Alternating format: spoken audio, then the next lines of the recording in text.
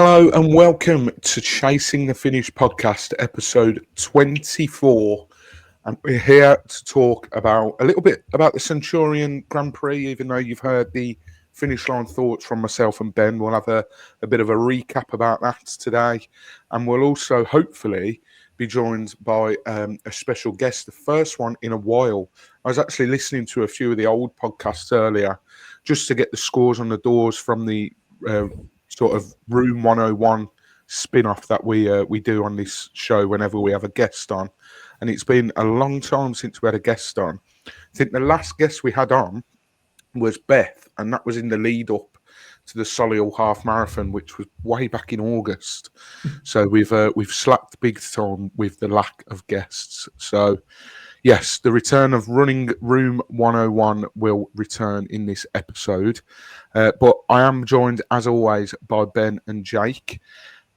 Ben, I spoke to you yesterday, so let's go to Jake first, and then we'll catch up with yourself, Ben. How's things with you, Jake? Are you all good? Yeah, good, mate. Been quite busy with work, so I've not really been out, and just with the weather and with it being cold, I kept putting off going out. I more or less put off going out this afternoon, and then I got back, and I was like, I'll just get out, get it done. So I got just short of 5K done. Felt good. I thought I was going to hit like a 37-minute, but I shot myself, to be fair. I got it in 32, so I'm in 33. Yeah, it's good to get back out. So I always feel like with going out on a Monday, you get back into the swing of things. So hopefully it'll kickstart it again. I was saying to Ben just before you came on, I was like, if I don't get my arse in gear when we do this Pickled Goose, I'm going to struggle. Because I ain't ran anything longer than 5K. However, I think the last long run I've done was pretty Napton. So I need to get my arse in gear a little bit. So.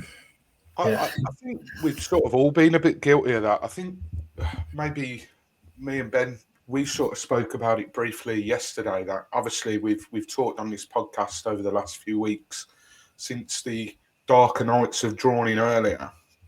It's obviously been a lot tougher for the to keep the motivation up and get going and go out in the week.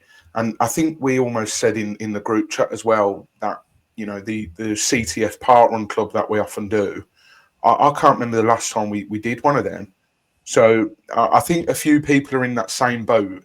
Maybe we peaked a bit too much at Napton with the build up there, and then after that it's sort of gone off on a bit of a lull. So yeah, I completely feel you on that. And to be fair play to you, Jake, for remembering the Pickled Goose Run, because I don't know if you watched the finish line thoughts, but I asked Ben at the end what he's got coming up and if he was done for the year, completely forgetting that we've penciled in a run that we created.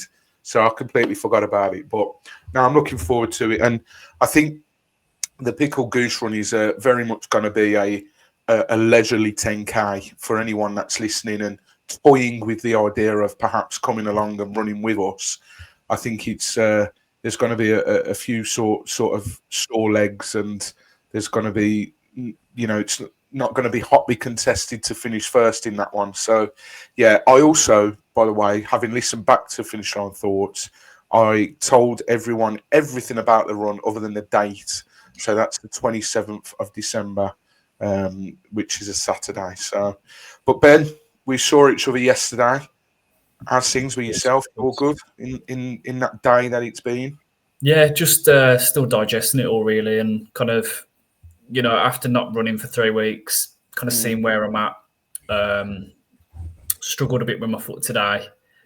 But, yeah, so just digesting, trying to see where we go from here, trying to work in a plan of, you know, where we go in terms of running and trying to get certain runs in, not rushing too quick into things, trying to be clever about it for once.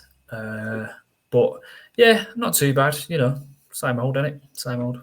Well, we'll talk a little bit about that. I know obviously we've got the video out, and if you've not checked that out already, go and check it out for our sort of raw reaction to the Centurion Grand Prix yesterday. But I think mainly we just want to talk, maybe touch more on you know, a few people that we spoke to there, and sort of what these events mean to running clubs like Centurion. So, having digested it, I think at the time I was perhaps I thought I did very well not to slip into a negative mindset because I was close a couple of times, especially on that third lap. It felt a real slog, and it felt like I had a long way to go.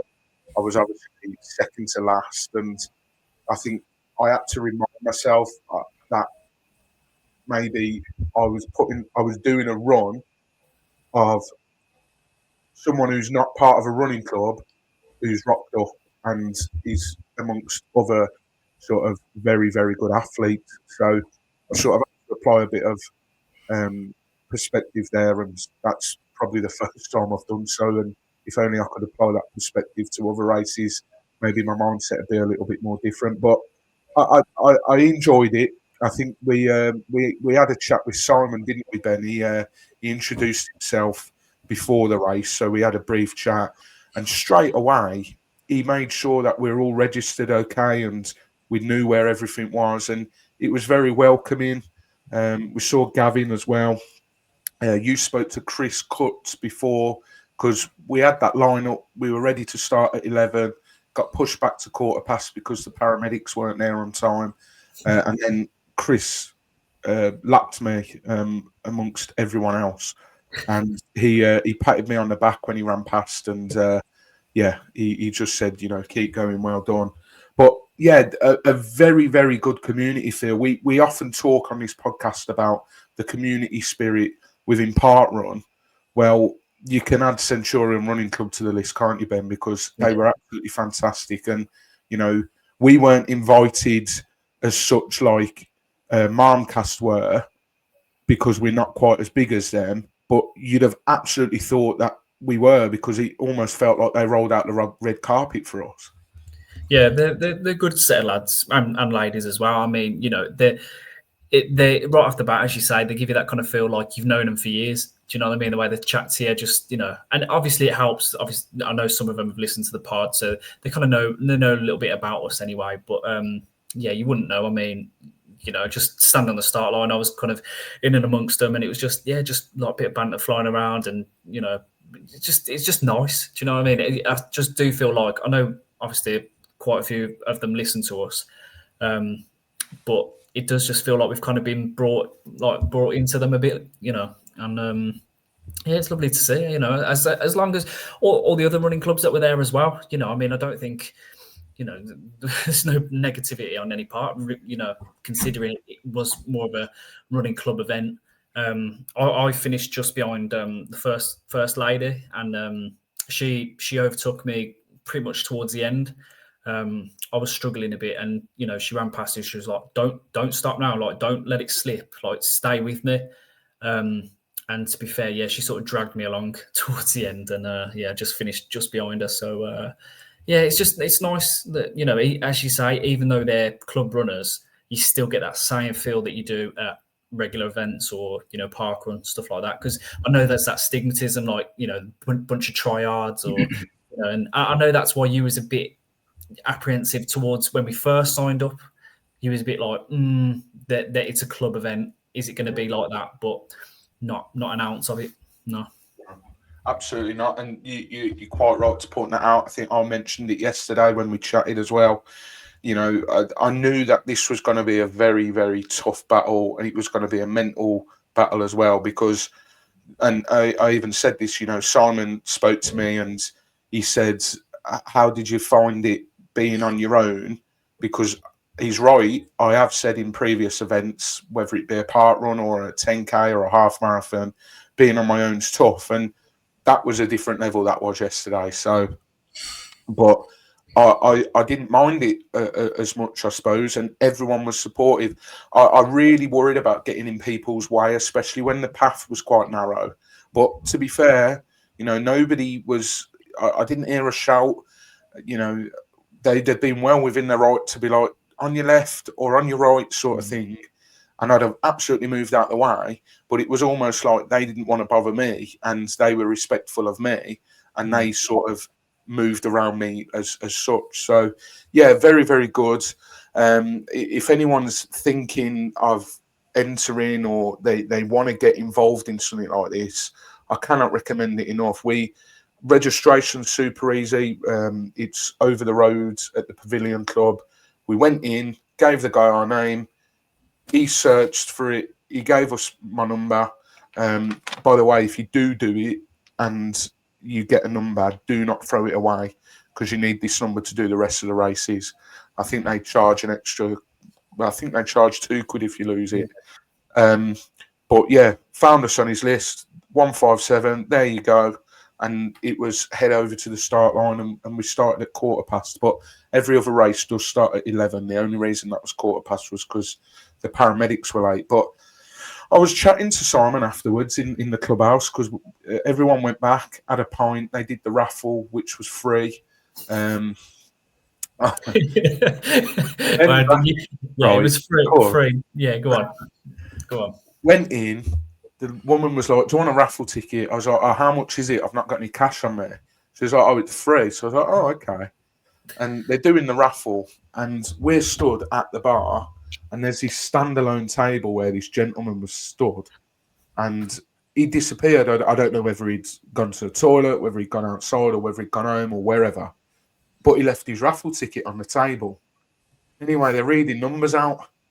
And I'm just minding my own business. I'm like, they've read out every variation of number other than mine. Like, I was 166. I think they read out 155 and 177, for example. So I was like, look at the draw.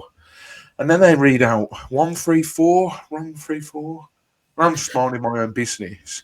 And the guy that was at the table who's no longer there, that raffle ticket is 134. And I'm like, oh my God. So I sort of said to Simon, because as far as I'm aware, Simon helps organise all this. So I thought, if I tell him, they might be able to redraw, or he might say, you just take it. And in the end, they moved on to the next number, and we'll never know if that bloke nipped out for the toilet, whether he nipped to his car, whether he'd gone home. But could have been a raffle winner. And Ben was judging me. That's Mike just trying to show that he's a good bloke, basically. That he could have been dirty about it. He could have grabbed it and gone, yeah, that's me. But to be fair to him, yeah, I good know. deed of the day. Done. We all were. What could you have won?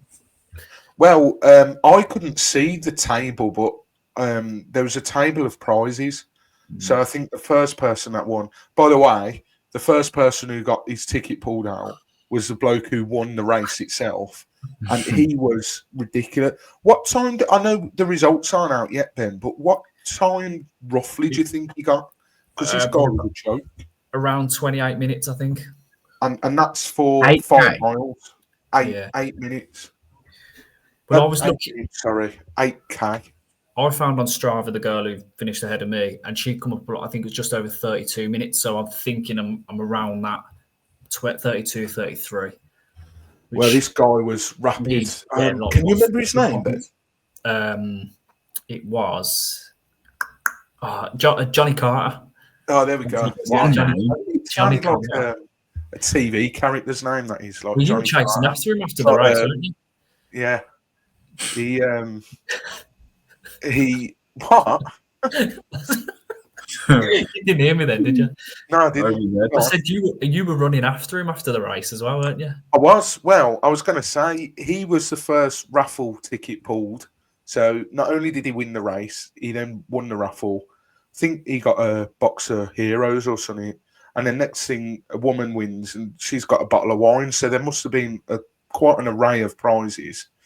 And then after the race, we're walking back to the car park, and Johnny Carter dropped his glove.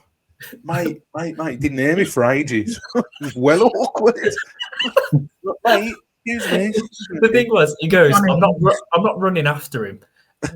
He calls him, he couldn't hear him, so he had to start running. He would go, ooh, ooh. Why would you not just call his name? I couldn't remember his name. Yeah. But Gav won a prize, didn't he, as well? He did. He won a prize because he was first in the veteran category. Was it first or second? I can't remember. Which, by the way, Gavin, this is a massive compliment. I did not think you fell into categories like that. I really didn't. Yeah. So, fair play, mate. But what made me laugh was, I think they did this like 35 and over category. and like people were turning around looking at me because they shouted a number out or a name out, and they turn around and look at. I'm all, come on, guys, man, like chill out a bit. But now I was chatting to Simon, and because I was intrigued, I thought if Centurion do it, do like Sphinx do a Grand Prix, do Northbrook do a Grand Prix, and he was telling me all about if it's over 150, you have to have an actual ambulance and then the paramedics, and whereas if it's under 150 capacity at the race, you can get away with just having 2 paramedics on site. They have to factor in a lot of it. Obviously, they've got use of Babs Mill. I think he said that Sphinx would have to make sure that Coombe Abbey, is it? Yeah, Coombe Abbey. Have you not seen it, Mike? It's quite trailing. You go through water as well. Yeah, that's a no for me then. I don't know. That'd be a laugh. But yeah, I think he said that Centurion are the only one that do it. So we're having a good chat about that. And he was actually guide running yesterday. What Ian? I'm at 6s and 7s here. He was guiding Ian. He was guiding Ian. That's why I've got Ian in my head. Yeah. I've seen Ian before at Babs Mill. I think that's his regular part run. But he was guide running. So Simon was. I started just in front of Simon and Ian. And that Ian's a bit of a local legend there. I think you know that bit where you're running towards where you run past Wendy's Bridge when you first start, and you've got the other runners on the other side of the lake. He had people shouting him from the other side of the lake on the other side, so he's quite a popular man. But yeah, Simon was guide running with Ian. And I was in front of them for quite some time, and I hadn't stopped for ages. It took me a while to stop yesterday, which was nice. And then eventually Simon and Ian overtook. But I sort of said to you yesterday, Ben, I was sort of using them as a guide. I thought, well, if I can keep them in my peripheral vision and don't lose sight of them, then I'll keep a good pace. And that third lap, I think about a third of the way into it, I just lost both of them. And yeah, they fair play to him. You know, they had a really good game plan. I don't know whether they planned to do it like that, but they might have started a little bit slower going round, and then they were able to push on a bit. So I would imagine they come around the hour mark, because I think I was 1:08 when I crossed the finish line. They obviously stopped the stopwatch, and I'm sure the bloke said 1:08. So I reckon they would have been maybe about an hour or an hour and 2, something like that. So, yeah, and I didn't know. You just told me then that Simon had someone else take Ian into the pavilion because he wanted to stick by and watch me finish, which was very nice. So thank you very much, Simon. That was very, very kind of you. But I promised that I'd plug all the other events, and don't worry, any Centurion runners listening might be wincing now because I'm about to plug it. I have got the dates and the correct information in front of me, so none of this getting dates wrong. So we've obviously had the November and December ones. There are 5 left to do. So we've got the 4th of January 2026, the 1st of February 2026, which myself and Ben will be at. You're potentially toying with the idea of doing the January one, Ben, are you? Yes, yeah. I'll probably anyone I can get to now, I probably will do. Which we've got the 1st of March, and then there's another one in March, the 29th of March, and that's due to Easter being the first weekend in April. Now, I knew there was one that they'd moved, but I thought it was for Mother's Day. So this is why you fact check. So yes. Those dates again, 4th of Jan, 1st of Feb, 1st of March, 29th of March. Yeah, so that's all the information on that. So I think, here we go. So individually, if you want to turn up, it's £10 to sign up if you're an affiliated runner. It's £12 if you're unaffiliated. And then it's extra £2 for either of those if you turn up on the day and sign up. And to be honest, I think you're you won't you shouldn't have to worry about turning up and thinking, oh, will I get in? As Simon was saying to me, I think their cut-off is 150. And when we spoke to Peter Thomas a few weeks ago at Babs Mill, he sort of said they've got about 60 runners per race signed up at the moment. Now, whether that's changed drastically, I don't know. But what I think, I was speaking to Simon saying how the one we're doing in February coincides with the running show at the NEC. And I said, wouldn't it be nice to get those runners to come down? And I think, obviously, they have to be careful that they don't go over the 150 capacity. But I think it's the logistics, because you went last year, Ben. What timings is the running show? Like, when does it start and when does it? Is it an all-day thing? Or Yeah, pretty much. I think it finishes about 5:30, something like that. No, actually, might have got on a bit more. I'm not sure. So, but yeah, early morning. If people wanted to turn up, maybe I don't know. I don't know if people stop over for the running show, if people travel, and then you could very easily wake up, do the park run on the Saturday, have a tester of the course, but then do it in reverse the next day. And then you could quite easily, do the race at Babs Mill, the Centurion Grand Prix, and then you'd be back at the NEC within 10 minutes. So if you are coming to the West Midlands for the National Running Show and you're a listener and you're not usually in the West Midlands area, seriously, consider signing up, because the money goes a long way to these. We were talking to him about it yesterday, weren't we, Ben? And he was saying how much, what the money goes into, etc. Yeah. Question is, Jake, are you planning to do one or not? You got to. I just before you answer that, Jake, I've got to step in. I know you're not a fan of Babs Mill, but it's minus the hill as well, by the way. But I think you'd enjoy it. I really would. But yeah, carry on. Funny you should say that. I mentioned about doing Babs Mill this weekend with Ben. You did. But the only one I could probably potentially do is one in the one in March, or maybe the one in Jan. But I think it might be a bit too tight for time. I don't want to do it have an injury before I go the Caribbean in it. So when are you back from there, Jake? No, you're asking. I think it's the week. You know, I might as well check. No point. Tough questions, Mike. Hard questions here. I was going to say it's the week we've got one of the Salzburg, but that's nothing to use, and because obviously watch Villa. So we get back on the 25th, Sunday the 25th of Jan. Okay, so potentially could even squeeze you into that Feb one, maybe. When's that? 1st of Feb, to be fair. I might be back, but I'm away that weekend. I'm going away. Okay. Well, there's two in March, as we say. You've got the one at the start and the one at the end. So, but I highly recommend it to anyone. And like Ben said earlier, if you're a runner and you maybe not quite at that level of a running club and it's a bit daunting, I turned up. I was fine. Everyone's super supportive. They'll look after you. You go in, do the race, have a beer afterwards. Happy days. Yeah. So, yeah, if anyone wants any more information, we can point you in the direction of the correct people. But I think we've pretty much covered that, haven't we, Ben? Yeah. Was there anything else you wanted to talk about with it? No, just once again, just to thank you to everyone at Centurion, and see you soon. Yeah, absolutely. Well, before we get our guest in, because he has been waiting patiently in the lobby, I just want to touch on some running news. Now, I tasked us all with getting one piece of running news each.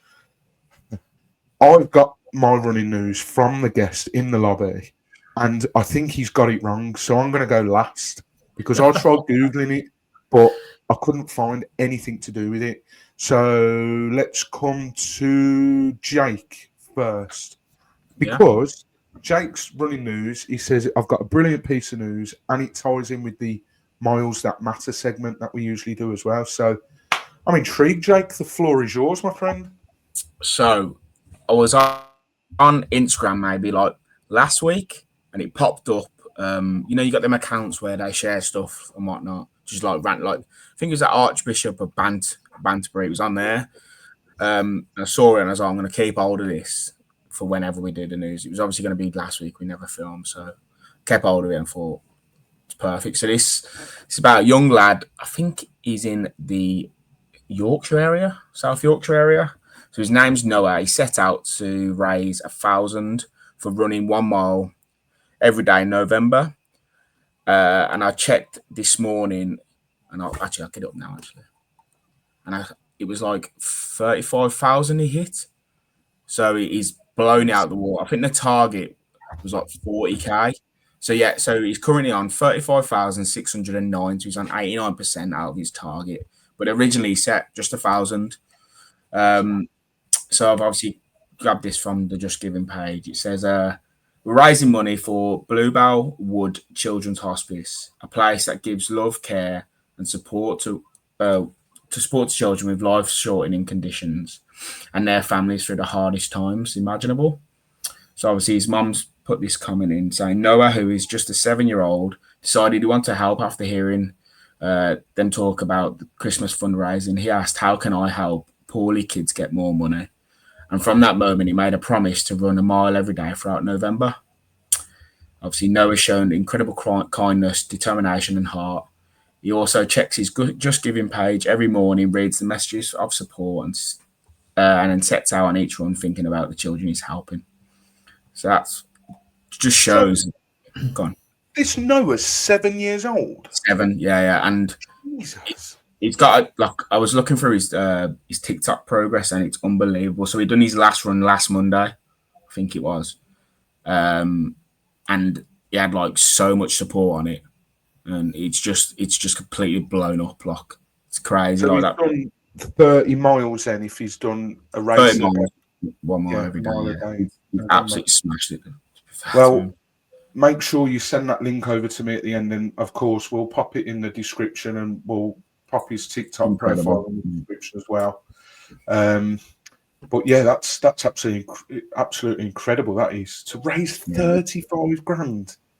It says here that running the hospice itself costs about 6.7 a year, and obviously with this like your statutory funding, it only covers 17%. So the rest is obviously raised through donations and then communities like contributing and that. So for a young lad who's 7, who's just banged out 30 miles in 30 days and raised near like pushing 40k is unbelievable. Just shows like the running community and what you can do, and just anyone can do it. Like it just completely took us all by storm, ain't it? So you'll have to have a look at that link. It's class, to be fair. Absolutely, yeah. Well done, Noah. That's absolutely superb work. That is incredible. Yeah, I'm blown away by that. I really, really am. Ben, what have you got for us? Any kids fundraising or? No, I'll switch over to the elites. No, we're in elite, mate. Nice little segue. Alex Yee. I don't know if you have heard of Alex Yee before. His time yesterday. Wow. With the fact that it's just amazing, really. I mean, okay, so he's Jake. I don't know if you know him. He's triathlete, Olympic triathlete. Yeah. So he won gold last year at the Olympics, and basically was he the London Marathon? He switched over for his debut in the marathon, and he come in with the time of. Actually, I haven't got the time. That's a lie. Yeah, sorry about that. But anyway, so Alex Yee, he's ran the second fastest marathon by a Briton in only his second competitive race at that distance. So the 27-year-old who won triathlon gold at Paris 24 and the world title later in the year finished 7th at Valencia Marathon in 2 hours, 6 minutes and 38 seconds. Only 4-time Olympic champion Mo Farah has run quicker than Yee with a time of 2:05. So Yee's time was 4 minutes 30 faster than his London Marathon in April, where he finished 14th. He has said he won't permanently switch to the marathon, but he plans to defend his Olympic triathlon title at Los Angeles in 2028. The impressive thing is his time actually qualifies him to be in to be at the Olympics doing the marathon. So, which is crazy. He could, if he wanted to, and it all aligned, he literally could do triathlon and then go straight for the marathon, which is crazy, really. I mean, his London marathon time, by the way, I know you've just said it was 4 minutes 30 odd, but quicker. It was 2 hours, 11 minutes and 8 seconds, which within itself was the second fastest British marathon time. Which I think it's well under a 3-minute kilometre pace. Just think for running at that pace for even 100 yards. It's insane. 26.2 miles. But I saw quite a few people on socials yesterday that had done the Valencia marathon. I think it's quite a popular one. It's flat and fast. It's not one of the majors, is it? I don't think it is it? No. Yeah, flat and fast. Well, maybe first marathon abroad. That'd be good, wouldn't it? Yeah, incredible stuff. Alex Yee continuing to wow the running world. Was that it? Sorry, was there any more? Yeah, go on. Bring it. Go on. No. I'm intrigued. Come on, I want to know what this story is. Well, we can blame Cam when he's about to come in because he told me this, but I can't find anything. So he messaged in our group chat on the 1st of December, which is a Monday, and he said that the Saturday previous, which was the 29th of November, 7 new parkruns had opened up in the UK. Which is a record for one weekend. I tried to find those 7, and Google was not my friend. So let's pretend it did happen. To be fair, when we bring him in, he might be able to tell me. I'm sure he told me that there was an inaugural event in London, which is where he's living at the moment. So he might have more information. But yeah, that's. If that is true, that's quite some feat. We love a new park run. You know, there's that one opening up in Birmingham. There was another one with a queue that had opened up probably about an hour away from us. Oh, really? Yeah, it's in a forest. I can't remember what it's called now. I'll have to try and find it. But okay. I know they had the first one. I think it was 2 or 3 weeks ago, something like that. Well, I've ticked my queue off now because there's one 25 minutes away. But I'd be up to doing queue. Huh? Me and Jake need one. I'm gagging for one, and it's just not coming, is it?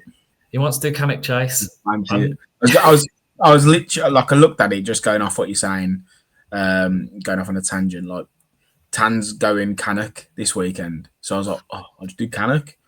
And then the distance from the MacArthur Glen to Cannock walking is like an hour and a half. So I was like, by the time I link up, there's no point taking 2 cars. Couldn't think of anything worse than walking an hour and a half after trying to blitz a 5K. Nah, pass. So we'll back to the drawing board, Ben. I bloody love MacArthur Glen. I do. It's incredible. In Night stores, mate, Night store, you get so many deals in there. It's incredible. Look, carry on. Sorry. No. I'm intrigued to know about this queuing. So we need to quiz Cam then, basically, on this story, or we do. Well, this is a good segue because we're going to bring in our special guest for this week. He's been on the podcast before, actually, on Finish Line Thoughts. If anyone remembers when I did the Wembley 10K, I had my brother Cameron on. He did it with me. So without further ado, got it right this time. Let's add in Cam. Cam, how are you, mate? You're good? Yeah, I'm good, mate. How are we doing? Already thrown you under the bus. Yeah, well, first of all on that, rather than, slagging me off, you could have come up with your own bit of news. Well, I could have. I've been a bit busy, so. The information came from a Facebook group that I stumbled across. It's dedicated to parkrun stats, so you can get a lot of news from there. It's called the Parkrun Stats Geek group. And I found it because I was looking into this Greenwich Peninsula one, which I couldn't find on the 5K app, but there was this website that had it on there. And I quickly found the reason I couldn't find it was because it was new. And that's where I found that story there. So, they don't have the list on there of what the other ones were. I know there was one in Somerset and one in North Wales, but that's all I've got for you. Well, that's more than what I had. So, thank you very much. I mean, let's start at the beginning, Cam, because I actually don't know the answer to this. We've done a few events together already, but yeah, I don't know. In terms of you running, because you've done a few events now, and we'll get into all that. But what actually got you into running? Like, what was that day where you thought, do you know what?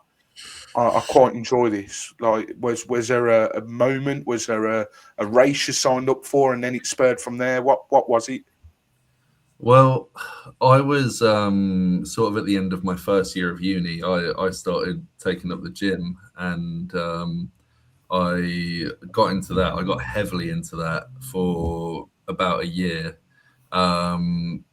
Sort of partway through that, I thought, you know what? Everyone else is doing it. I might as well try running. I picked that up in about January 2024. I did a 3K, just like 2 or 3 laps of Wembley Stadium on the outside, and I hated it. I thought, I'm never doing this again. A few days later, I did another 3K. It went significantly worse, and I thought, yeah, I'm never doing this again. And that's that for a few weeks. So I don't touch running again. About 3 weeks later, one of my mates just says to me, "Oh, do you want to go for a run?" I was like, you know what, I'll do it. He came up with a brilliant idea that to make it interesting, we just put on an album that we haven't heard before, and we just run till the end of that album and just see how we get on. And that kept it interesting for me. I think it was a Kanye West album, which is quite controversial now, but yeah, that sort of got me through. And I ended up doing a full 10K just around the outside of the stadium, probably about 9 or 10 laps of it. So that sort of kicked off the spark for me. And from there, I kept running. I kept doing that distance, and I eventually signed up for the Reading Half Marathon, which is sort of, kicked that on even further, where I just kept going for it. And then sort of after that, I lost it again. I didn't really want to carry on running. It took until this year where I've really taken a liking for running. We obviously did that charity challenge to play, to raise money to play at Vicarage Road. And that's what got me into it. Sort of as I was doing that, I was just, I was staying consistent because I had to, because that's what the challenge made us do. And that just made me really, really enjoy running. And I'd say August this year, it was the point where it's sort of the point of no return, where I can't see myself stopping running now. Nice. Yeah. Well, I was going to say that. I think I've said on this podcast before, I mean, I've sort of done running on and off for years. Obviously, with how Dad started, that played a part as well, and seeing where he started and where he is now. But I think what really kick-started my, enthusiasm for, even starting podcasts and even having my own running Instagram page separately and stuff like that. And what really got me going was that, that charity fundraising that we did January at the start of this year, because it was making sure that we were consistent enough that we were going to reach it. Because it's one thing saying, right, we're going to hit this many. I think, what did we say, 150 miles between us? Yeah, I think so. It's January to May. So we were like, right, we've set that now. It's one thing setting it, it's then another thing doing it. And, Jake, you've sort of touched on this previously as well. You set out with all good intentions, but then you might find yourself later down the line thinking, oh, crap, I've got to do this much in this many days. So I think that's what really kick-started it, because even on days where I really didn't want to, I thought, right, well, we're doing this for charity. I've got to get out. And it was those days that made me think, okay, well, I can do it. I know that I've got it in me. So, yeah, it's interesting that you mentioned that, definitely. You mentioned the Reading Half Marathon. Was that actually your first official event? Yeah. Yeah, first And event. you chuck yourself in at the deep end with a half marathon. Yeah, well, I didn't even consider at the time that I could do 10Ks. I think if I considered that, I would have done loads of them. But yeah, Reading Half was my first event. Fair play.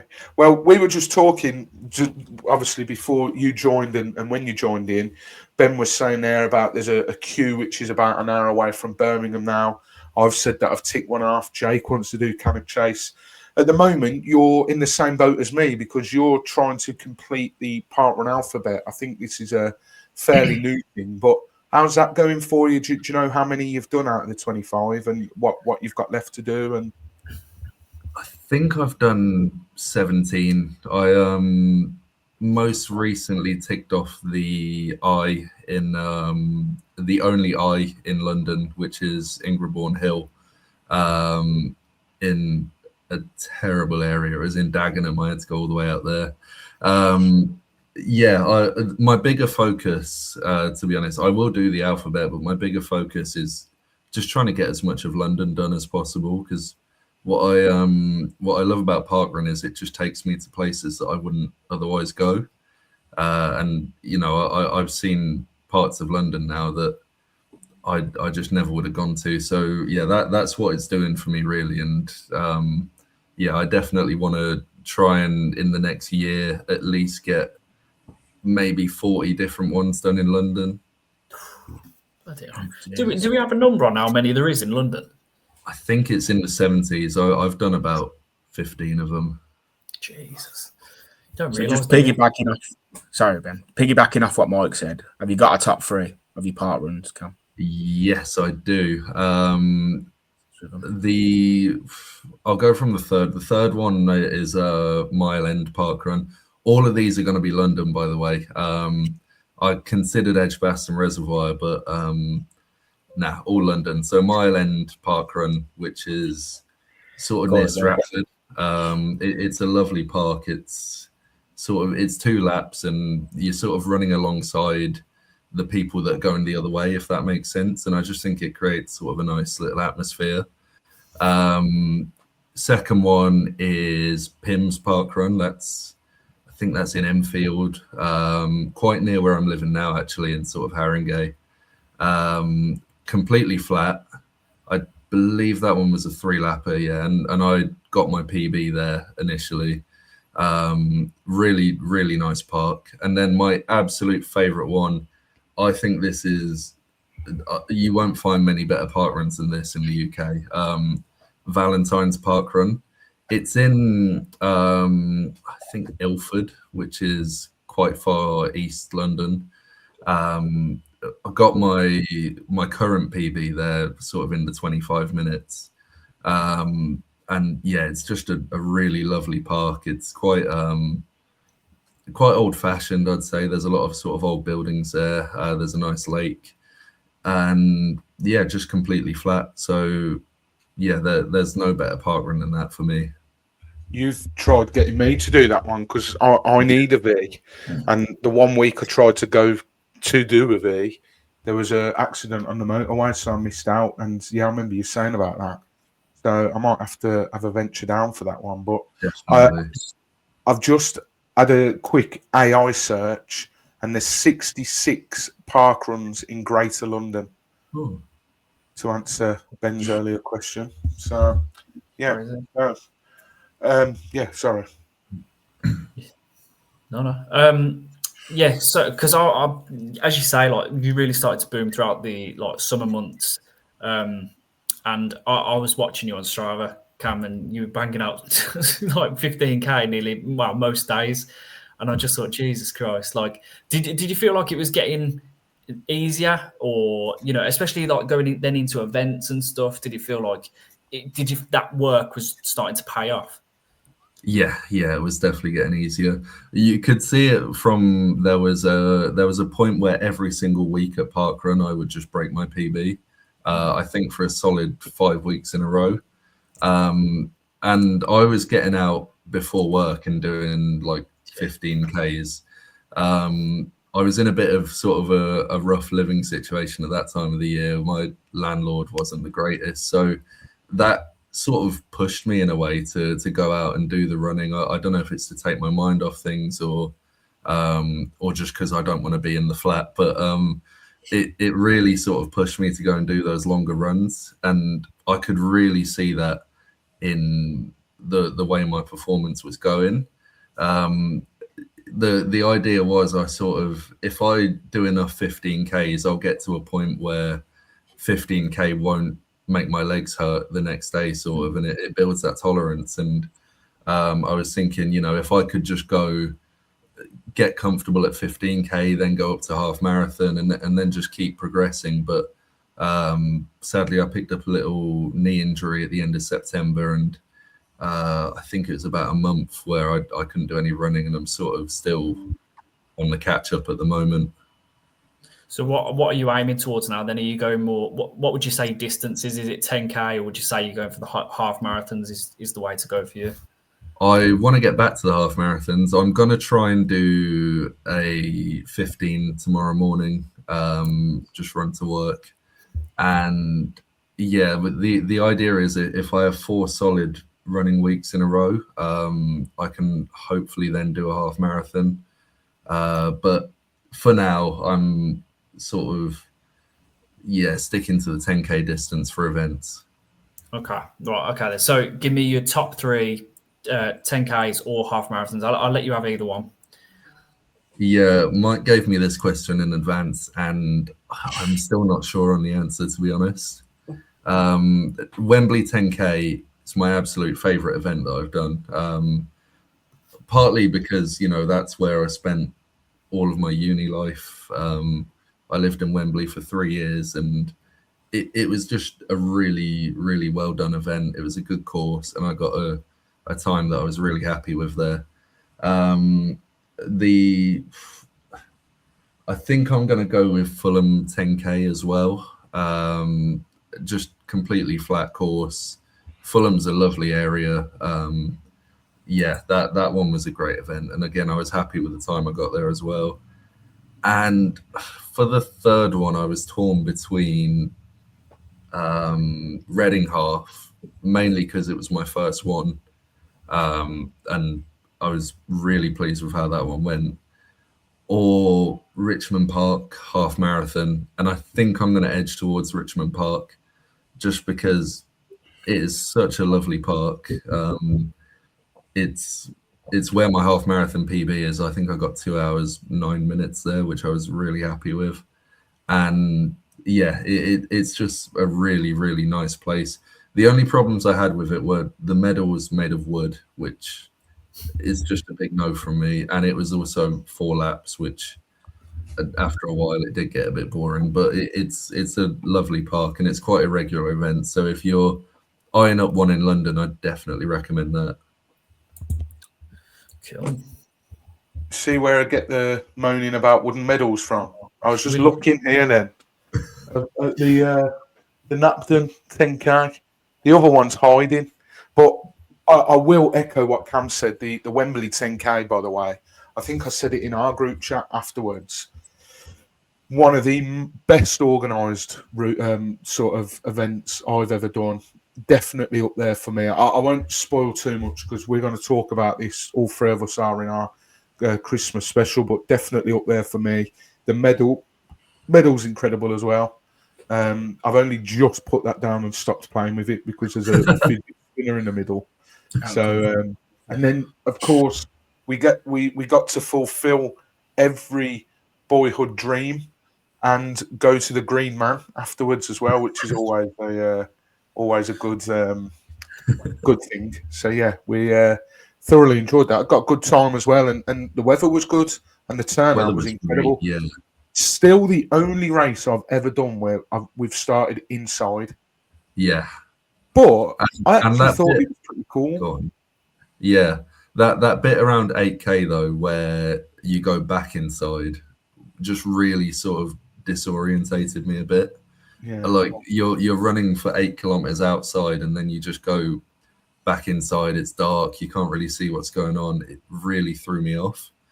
That's my only complaint with that one. Yeah, it's I'm gutted because next year they've announced a date and it's not in August, and it worked because it fell on a bank holiday weekend, so it was perfect. Didn't have to worry about work the next day after a long drive from Wembley. But next year they're doing it in October, and it bloody clashes with Napton. So I'm really in, really in two minds about what to do. So Look, do you want a wooden medal or a spinny one? Well, it depends. How do you top that? I feel like they've gone too high with it. Maybe, yeah. So maybe well, in fact, I tell you who I saw it last year. I didn't realise who it was at the time, but now I've got more into running, and now I've got, a running social media, etc. I tell you who was there, Ben, who picked up his number next to Cam, was Aubrey. Oh yeah. Is it bigger than running? Yeah. So he was there, and he was being filmed, and I was like, I wonder who that is. And I obviously wasn't as high profile as I am now. But yeah, no, it was Aubrey. So yes. You mentioned there about the Fulham 10K. Your most two recent ones, you've done Finsbury 10K and Fulham 10K. Both sort of similar, or chalk and cheese? I know you really liked the Fulham one because it was quite flat and quite a little bit of, and I'm sorry to say this, shithousery from run through, because if you're a Fulham fan, and we actually have a Fulham fan who listens, Simon from Centurion Running Club, if you're a Fulham fan, you're thinking, brilliant, there's going to be some link to my football club. You run past Chelsea's ground, and it's Chelsea's ground on the middle.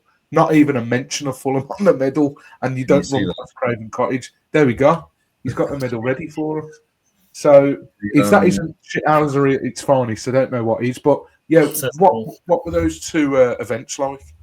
To be fair to whoever made the medal, you don't go anywhere near Fulham's ground, and you do a full lap around the outside of Chelsea. So I'll give them that one. But yeah, it's a shame about the name. Fulham, yeah, fantastic. Completely different to Finsbury Park. Finsbury Park Fulham wasn't lapped, first of all. It was just a course that they'd mapped out.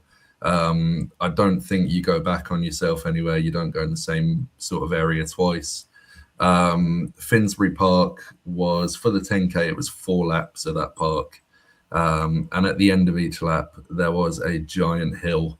I've done the park run there before, and it's a 2-lapper, and it's the exact same course. So I knew about the hill, and I had to do that 4 times. Not one of my favorite events, but there was a half marathon taking place there as well, which was 9 laps of that park, which is just ridiculous.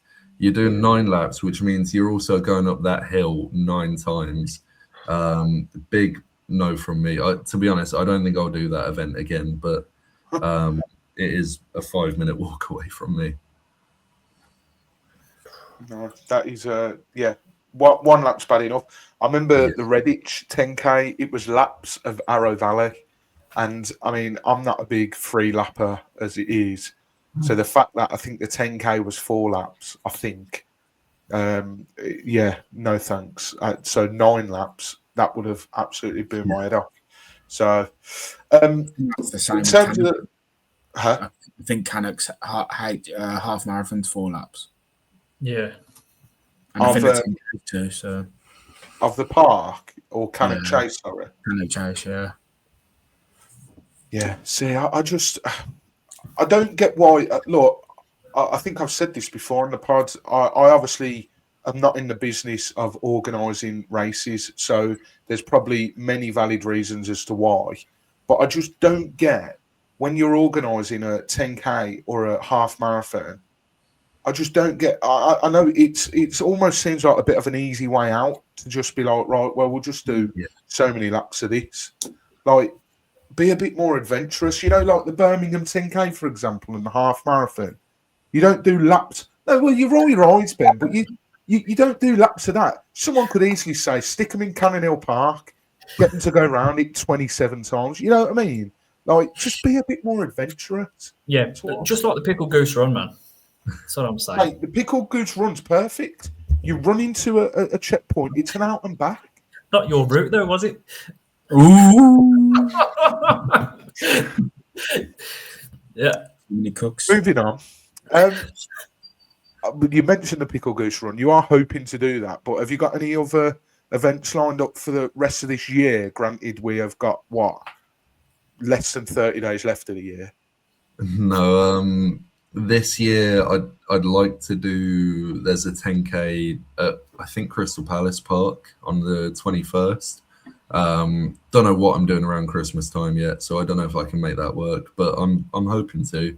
And then it's straight onto the Pickled Goose Run hopefully, and I'll be lining up a few 10Ks or halves in January.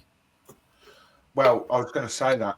Have you actually got anything booked in yet for 2026, or is there anything in particular caught your eye? I was tempted to take advantage of that run through Black Friday offer, but I just thought, I'm going to do Regent's Park 10K in January, because that's my favourite park in London. It's great to run there. So, I'd love to do that one. And I'm also obviously looking at the Watford half. I think you're looking at that as well, aren't you? Yeah, I don't know whether I'll do the half. I that was my slowest one, slowest 10K time. The Watford one. It's a bit of a slog, but I am going to look at doing it. Yeah. Right, that's killed my excitement for it. I think the half marathon. The only reason I found it a slog, the 10K, you have to do again. Talking of laps, I think you have to do 3 or 4 laps, like the Grand Union Canal, and it's like a bit of a crap segment. Whereas the half takes you out somewhere once you've done said lap, so you'll be all right. Yeah, and I want to do Reading again because I missed it. I missed it this year, and it'd be nice to do that one again. But other than that, there's the London Winter Run 10K, which the only sort of barrier to me doing that is it's 53 quid to enter. So 53 quid for a 10K is ridiculous. Who's the organizer of that camp? I don't know. It's not run through, I don't think. Shock. If you talk among yourselves. Yeah, because I was looking at Warwick. Warwick's 50 quid. Is that run through? That's ridiculous. Yeah, that's insane. It's Cancer Research UK are running Cancer Research. So you were saying, Ben?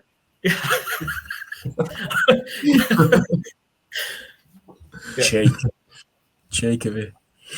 No, that I think I've not fully looked at 2026 yet. I know but I don't want to go into it too much because again we'll talk about this in our Christmas episode. But I've got my eye on a few, and we'll see what happens. But that's that's interesting to know. Well, before we let you go, we haven't had a guest on, like I said earlier in the show, since about August time. So we're a little bit rusty, but fear not. I have gone back and listened to the previous episodes. So the scores and the doors, we're going to play the running version of Room 101. And the scores and the doors is Jake 2, Ben has scored 1, and shock horror, I haven't scored any because I just don't do well in quizzes, anything like that on this. So you're going to play the judge cam. We're each going to give a topic that we think belongs in Room 101, or so we don't get sued, Room 107.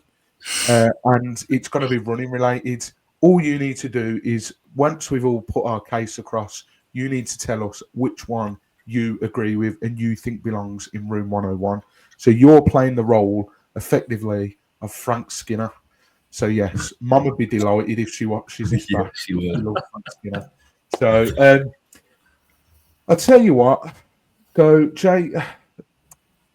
Jay, let's go with you first. What's going in Room 107?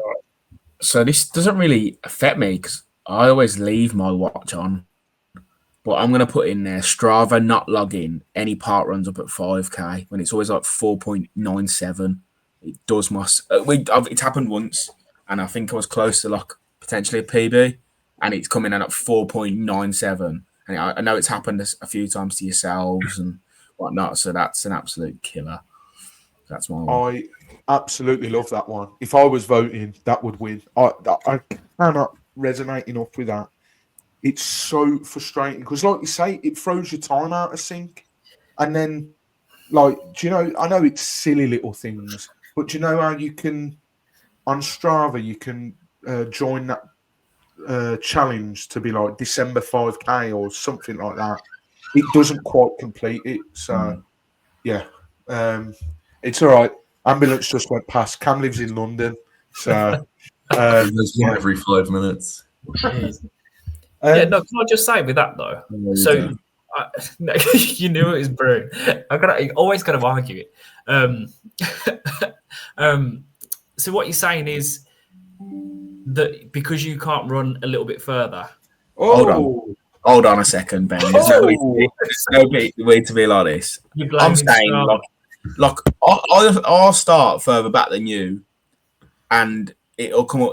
I know it's come up before that. It's like 4.97. Like, what is the need? Like, I have to, and even that's when I've not stopped it straight after rip, and I'll have to run through the funnel, and it'll hit 5K. Do you know what I think that is?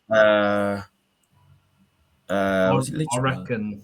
I reckon that's because you're cutting corners. If you ask me. I'll speak from someone who's done it before. Says him. All the way, Mike. Like, you were pointing at no one. Oh, sorry. Is that pointing at Ben? On my screen, that bends that way. So yeah, I've got that mastered now. Yeah. But like, I understand you're going to fight it, but like, I've seen it so many times to others. Obviously, you just think you're so sick because you run it so fast.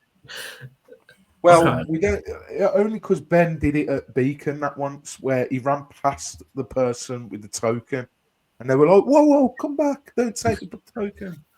Yeah, but so what are you saying that Strava needs to round it up? It needs to fix up, or parkruns need to make the courses a little bit longer. No. I enjoy parkrun as it is, thank you.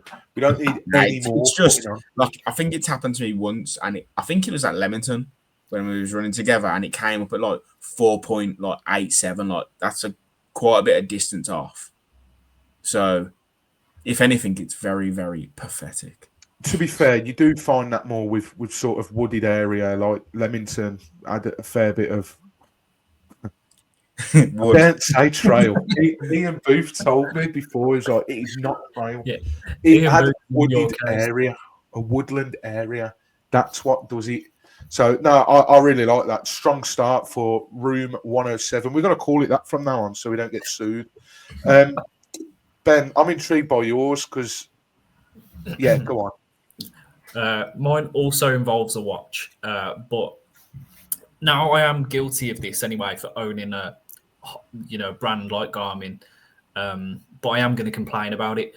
Well, not so much the watch, right? It's a bit of both. The watch, and therefore the people who use it religiously. So people who absolutely live their life doing what their watch says, in terms of recovery. I mean, I've seen people with like, it says they do a run or whatever, do a 10K, and it will say like 30 days recovery. Do you know what I mean? It's ridiculous, and they'll do it. I'm not even joking. I've seen it. I don't think I've seen this. Feels like a load of rubbish to me. Because mine, I'll do. God, I don't even know. I mean, I've turned it off now, but I'll do like I'd say a half marathon. It will say like 96 hours recovery time, which is, you would take that. Do you know what I mean? But I've seen some people post them, and it's like ridiculous. I don't know if it's just a case of the watch messing them about or it's not synced properly, but I think I know a few people who religiously do what their watch says, and I just don't think it's all AI generated anyway, so I don't think any of it really is going to help you. I don't think it's beneficial. Maybe get a new watch. No, it's not me. I don't bother with that stuff, so that's what I'm saying. I don't follow it religiously, but I know some people do. So I think watches need to stick to basic. I don't think you need. Yeah. Well, no, I did no. I that exactly. I just don't think. I think they do too much now. So running watches So you're telling me there's a watch that after you run, sometimes it'll tell you to have 30 days off. I'm just going to grab a pen and paper. Good Christmas idea, because I'm well beyond that. No, I know what you mean. I ran once with a Garmin that I bought off Vinted, and it told me I ran the course in 37 minutes. And since then, it has been in the drawer ever since, because I don't run that quick, especially not back then. And it was on a bit of a boggy course as well. So, no, I like that. Strong start so far. I'm sure I'll ruin the aesthetic of the podcast with mine. This will be mine good. Is I had this at parkrun the other week, and I almost said something, but I thought I can't. Runners who stop suddenly in front of you, whether it be at parkrun, 10K, half marathon, and I'm including when they bring their dogs as well in that, by the way, because dogs are meant to be on a short handheld lead. You need to control it. If you want to take your dog, that's sound. It gets the dog exercise. I'm totally with that, and I really like the idea of having a dog that is able to do that, because it kills two birds with one stone. Gets you out on a run, and it gets your dog out on a run. But just especially with parkrun, the rule is stick to the left. If you're overtaking, you go on the right. So just when I'm seeing runners that are being, when I'm seeing runners that are having a bit of a natter and sort of stop, start on the right-hand side, just stick to the rules. Like, I had this one woman the other day.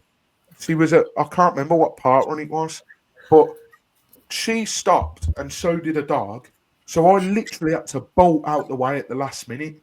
And I just shook my head and I thought I could say something, but I'm not gonna, because it's just basic common sense. Like, if I stop a lot, right, so I feel like I'm qualified to speak about this. Before I stop, I always look behind my shoulder, because I know how annoying it is if you're running, and especially people like me, you might feel like, oh, I'm on a good pace here. I don't want to slow down. I'm really good pace. And you might be using that person in front of you as a pacer. That time we were at Babs Mill, Ben, when we did my PB, that woman behind me said, oh, I was actually using you as a pacer. And that's great. But just have a bit of awareness. Don't just stop, because it does my head in. So that's mine. So, Cam, you now have the choice of judging what one of those is going in the vault. I think your point applies to just all of life, because I'm just walking in a crowded area and someone just German stops. markets are worse for it. They are bad, yeah. Or someone will just stop in a doorway, and it's just like, why are you having a conversation here? I'm trying to get through. But I don't think that's the worst thing. Ben, if someone is listening to a watch telling them to have 30 days rest, then that would absolutely go in room 107, because what are you doing? But that's very specific. I don't know anyone like that. Jake, you've won this one. I hate Strava does that. It does my head in. I've been getting it a lot lately, where I'm at like 4.9k on a park run, and that's absolutely going in. If I could fix that, then I would be very happy. Well, there we go. Strava tax makes it in the room 107. So the scores on the doors now is Jake 3, Ben 1, and me 0. But yeah, no, really enjoyed that, even though I lost again. But yeah, it's been brilliant to have you on, Cam. Really enjoyed it. We always ask the guest as well to stick a song in our playlist on Spotify. You actually said you've got 2 songs, so I'm intrigued. What songs have you got for us? Yeah, I have 2 that I just go to for every run. Walking on a Dream, Empire of the Sun. I'd be surprised if that's not already in there, but it should be. It's not in there. Walking on a Dream. Yeah. Okay, yeah. And Dare by Stan Bush. Dare by Stan Bush. I've never heard of either of those. Really? Dare, Well, I thought was Gorillas. I mean, there's probably more than one song called Dare. Dare by Stambush. Well, there we go. That is added. That is song 49 and 50 for There we the go. CTF pod running playlist. So if you're at a loose end, anyone, and you're maybe wanting to change up your playlists for your run, please do consider checking it out. But no, it was a pleasure having you on, Cam. Thank you very, very much for your time. And hopefully we'll see you for the Pickled Goose Run. Absolutely. Yeah. Thanks for having me, guys. No worries. Take it See easy, you mate. later. There we go. That was Cam, ladies and gents. Yeah, it's always weird having a family member on. I've noticed only one guest hasn't been a family member of this show, and that was when we had Beth on. So we'll try and do a little bit more to get non-family members on and other runners. And to be fair, we will try and get more guests on as well, because I remember at the start of the podcast, we said we were going to do it every other week. But yeah, that didn't quite work out. Like I say, August was the last time. So Quite refreshing, ain't it, having a guest on, to be fair. Definitely. Well, I think in terms of what we have left to speak to, I think we can pretty much call it a day there. Let's get some songs before we do so. I don't know if that's thrown you guys under the bus. Definitely thrown Ben under the bus. Okay, Ben, you can have one of Cam's songs as your entry. Jake, you're a man of music, so you'll definitely have it up your sleeve. You will. I'm gonna go Pass Out, Tiny Temper. Nice, like it. Pass Out, Tiny Temper. He's going in as we speak. The only reason I pause after is I genuinely put them in there and then, because otherwise I would forget. So yeah. Did anyone? Has everyone done their Spotify Wrapped? Yeah, we'll get to that in a sec. I'm going to go with. Do you know what, Jake? I think you'll be proud of this one. I'm going to go with "Young at Heart" by the Bluebells. Oh, I'm joking. I thought that's right up Jake's street. That is. So there we go. Song 52. Yeah, Spotify Wrapped. Talk to me about yours, Ben.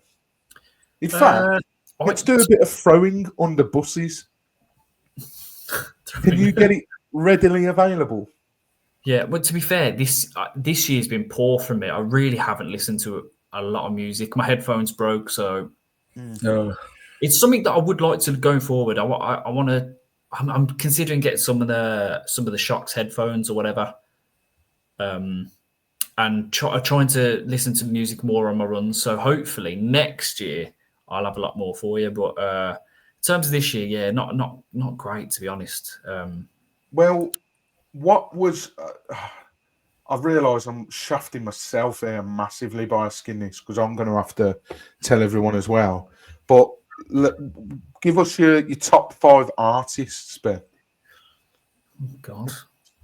Well, mine is so wild. It's just not even okay. Well, you've not heard 3 of them, like, you can kind of get, but like people listen to them, and then the bottom 2, I think it's just because I'll hear a song and then I'll just listen to it so much until it's like ruined. I do that, yeah. Well, Ben, you got it for us? Top 5 artists? Oh God, I've got a guy called Wicked as number 1. J. Cole is number 2. Yep. Tuxedo is number 3. Nirvana is number 4. I don't know how that's got in there. And then another rapper called JID. So very rap heavy this year. But I say I've about 17,000 minutes I think I've listened to. So not loads. To be fair, mate, I'm only just ahead of you, and I think I listen to music quite a bit. I'm on 18,202 minutes listened.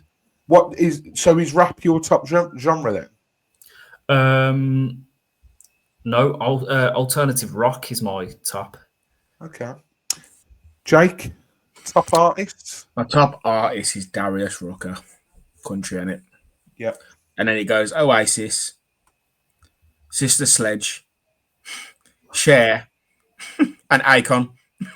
Icon? Wow. Come on. Minutes listened? My minutes listened is quite pathetic, to be fair. It's 8,575, yeah. That surprises me because Yeah, I love your music. I do. Do you use Spotify that much? Well, to be fair, I usually do. I think it's because I used to listen to it quite a bit in work, but then because like it's probably quite ignorant to be fair. Like I'll put it on, but I'll put both headphones in, and then people will talk to me, and I'm just ignoring them. So then I kind of just I have like something playing in the background because it's like white noise. So I'll give you something though. The difference in terms of maybe it's a generation thing. I don't know. My niece, she was going through hers. She's just turned 15. Her minutes was 115,000. Do you know what I mean? Wow. Insane. But I'm confused by mine because I say like I've got quite a bit of rap in there and whatever. But this is what I'm saying. I posted it on my story as well. My listening age is 65. Yeah, mine's old. You were into music from the late 70s and old soul. What? See, this is what I don't understand. So I feel like it's a bit all over the place. Well, 60s, do you know the top songs this year? It puts together a playlist of your top songs, don't it, usually? Well, this year, I don't know if you guys have noticed, it tells you how many times you've played that song. I'm convinced that's wrong because it's saying that my top song, I've only played it like 30 times. And I'm the same as Jake. When I like a song, I'm playing it again. Unless it's because I don't let the whole thing finish and then I restart it. Yeah, mine's like that because when I was from a stag, like, and I was like, I'm committing to doing Believe. I must have listened to it so much I knew the lyrics. I got it at 45 listens. But like, I've even got like that Get Money. We only put that on a playlist recently, and I got 35 already on that. No, 35. I do like that song. What's your top genre, Jake? Mine's weird. Mine is classic soul. But it's probably because when it goes like it's got obviously your favorite like artist, but then my songs are completely like different. None of them like the songs like are all like. There's not one soul. Well, there is. It's probably not even soul though. I got Cupid by Sam Cooke. That's in my top 5. And then the other ones is that BBK song when it got remixed, and then I got Believe, Hot, Hot, Hot. And the Sweet Snake. That is a banger, by the way. Sweet Snake by Gwen Stefani. Yeah. What are your top 5 songs, Ben? Oh God, I was going to go on to podcasts, but we'll go on to that in a sec. Where is it at the bottom? Well, I've got the graphic up. Yeah. Irreplaceable, which is not the Beyonce song, by the way. Hot Shot by who's that by? Oh, I can't remember who that's by. Like. Does yours say who it's by? Mine don't say who it's by. No, mine's just the top songs. I think that's by. Is it Sean and Star or whatever? I can't remember what it's called now. I've lost it now. The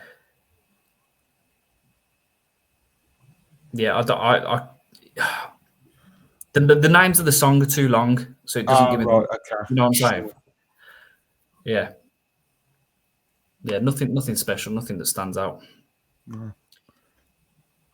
Well, go on. I mean, mine are pretty. I asked Beck to guess my top artist, and she. I reckon we could guess it between them. Okay, then. Top 5. You don't have to get it in order. You don't have to. Westlife's number 1. Okay, yeah. Who else does he like? McFly. Number 2. Busted. No. What about Matt Busted? That's got to be in there as well, isn't it? No. Matt Carlo. No. Yeah. It's not 2012 now, mate. Ollie Murs, number 5. Mate, his new album's class, by the way. Have you been seeing the TikToks? Oh my God. No, I haven't. But I listened. I was listening to TalkSport, and he was on TalkSport a while back. So I just listened to his album. I thought it was all right. To be fair, I enjoyed it. Sorry, a big fan like yourself. No, he's been getting ridiculed for that album. Really, I like this one. Absolutely ridiculed. I mind it. He's got one song called "Save Me," which was his first single that he released off that new album. Yeah. When I went to see him in concert, he sang it. It was like, oh, I've got a new song, and it had a bit of a madness vibe to it. So yeah, I did enjoy it. But that fifth artist, give us a clue. Unless you've gone and given it. Is no, Ollie Murs was number 5. You just need to get number 3 and number 4. Robbie Williams. No. Oh, that's a surprise. So wait, is it? So who we got so far? You've got McFly, Westlife, McFly, and Ollie Murs. Give us a clue. Any females? No females. They're all the last 2 are boy bands. What type of guy he is? Boy bands. Backstreet Boys. No, and no to take that. One Direction. Yeah, number 4. And then one more boy band. Is it another like bit? Well, I've sort of just give you a clue because I told you I went to see Ollie Murs, didn't I? Was it Blue? It's not Blue, is it? Yeah. You should have kept that wrapped. Yeah, I saw Blue now. No, well, that was Beck's first ever concert at that arena as well. So yeah, it was weird going back, but yeah, Westlife, McFly, Blue, One Direction, Ollie Murs. Although, because of Stranger Things, I had "You Spin Me Round" as my 3rd top song. Beck actually can't remember that being in Stranger Things, but it definitely was. Have you watched the new episodes? Yes, absolutely. Ben, you watch them now? Yeah. The theories are going off. It's a hell of a wait, isn't it? Do you know what I mean? Yeah. Is it? Wait, so how many's left then? There's another 3 episodes, then there are another 2 on Boxing Day, and then another 2 New Year's. The last one's 2 hours long, isn't it? Yeah, it's like a film, isn't it? Yeah. Jeez. It's it'll be good. Wow, I thought this was going to flop this season. Yeah, and I thought the first 2 episodes were a bit like I'd give them like a 5 or 6 out of 10, and the last episode was all right, wasn't it? Yeah, I didn't enjoy the last season at all, really. What is it? There's one season which it might have been season 3. I think season 3 was the best one. So it'll be a new series. Gone off on a tangent again, haven't we? What are you thinking, Mike? No, I've just got my top podcasts on. What can you boys get yours? Yeah, I've got mine. Right, go on. 1 to 5. What you saying? I've only got 3. Oh right, okay. 1 to 3. Well, number 1's Marmcast. Yeah. Yeah, I've listened to that for how many minutes do you listen to, Mike? Oh bloody hell! Now you're asking. Oh, you streamed 1,787 minutes of podcasts.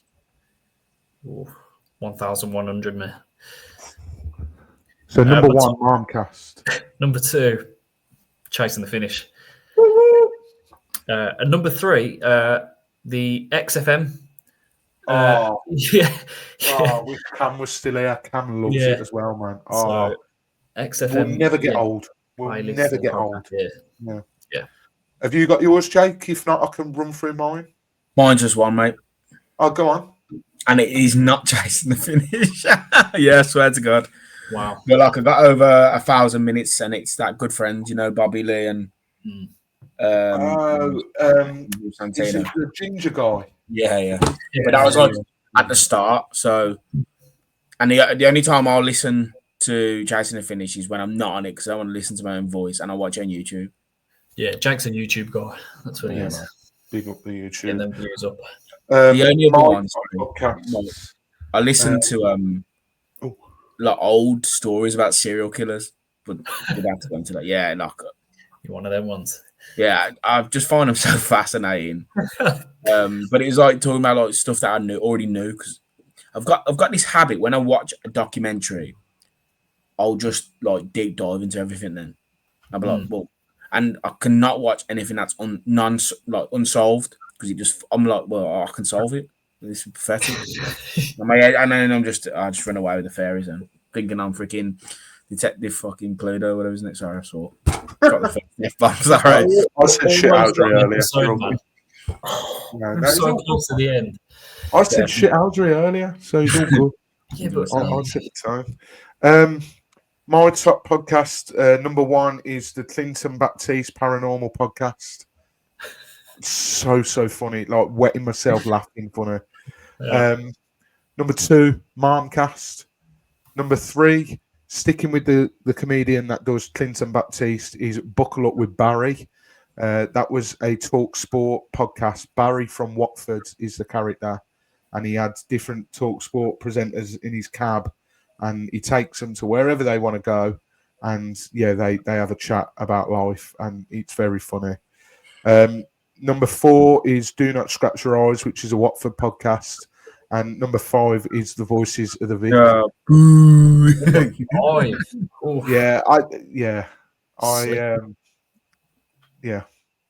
Five. No, to be fair, like Jake, I don't like listening to ones where I've been on it, especially the Voices of the Vic ones, because I'm crap on there. That's why I got rid of myself from it, to let them sort of fly a bit higher without me. So, yeah. I think that about wraps it up, gents. It's again, like most weeks, I think I've been a little bit worried that other than the guest, we wouldn't have much to speak about. But we've done an hour and 26, so yeah, I think it's very, very good. I think the next one, we haven't got any events coming up. I'm just looking. I'll probably do parkrun this weekend. I know, Jay, you're potentially looking at doing a parkrun as well. Yeah, we're gonna look at it with Ben. Yeah. You and Ben. Oh, yeah. Super. I don't know if anyone else has said it, but if we venture, we could venture off or drive and that. So yeah. So. Happy days. Well, it's not long till the Pickled Goose Run on Saturday, the 27th of December. So if you want to join us for that, all the details are on our social media, or just drop us a message and we'll let you know as well. But yeah, I think we'll call it there. Until next time, keep on chasing that finish, and of course, keep on trucking, and we'll see you on the other side. Goodbye. Peace.